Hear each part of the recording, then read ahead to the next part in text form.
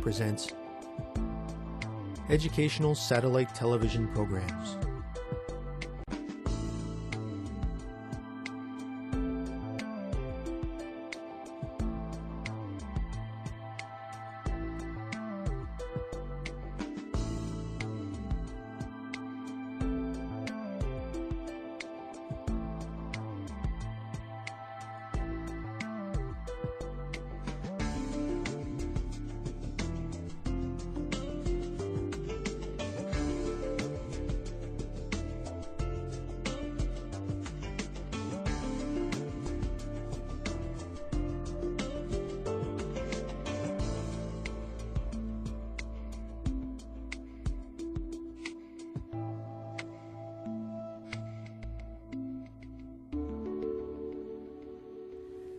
Hello, teacher. Hello, students. Welcome to our first lesson in Unit 4. During this unit, we will learn about chemical reactions. We will also cover the 3 basic laws of science that govern chemical reactions. Let us get started. In this lesson, we will learn the definition of a chemical reaction. We will also look at some examples of chemical reactions so we can better understand them. Chemical reactions occur all around us every day. But what are they exactly? A chemical reaction is a process in which substances called reactants are changed into something new called products. One set of chemical substances is transformed into another substance, or at times, several substances. Consider these common chemical reactions. A burning candle. As the wick burns, heat is applied to the candle wax, causing it to melt and change. The candle produces light and heat as a result of the chemical reaction. The decaying of a plant. Shortly after a plant dies, it begins to decompose in stages. The plant material eventually turns back into soil to nourish new plants. The digestion of food. Our bodies mechanically and chemically break down the food we eat into smaller bits so our bodies can use it as energy. Chemical reactions can be either spontaneous or non-spontaneous. Spontaneous reactions require no input of energy, while non-spontaneous reactions usually need the input of energy, such as heat, light, or electricity. Students, let us try an activity. Take a few moments to think of 3 other chemical reactions and write them down on a piece of paper. Remember, the end product must have completely different characteristics. Students, let's get ready. Begin.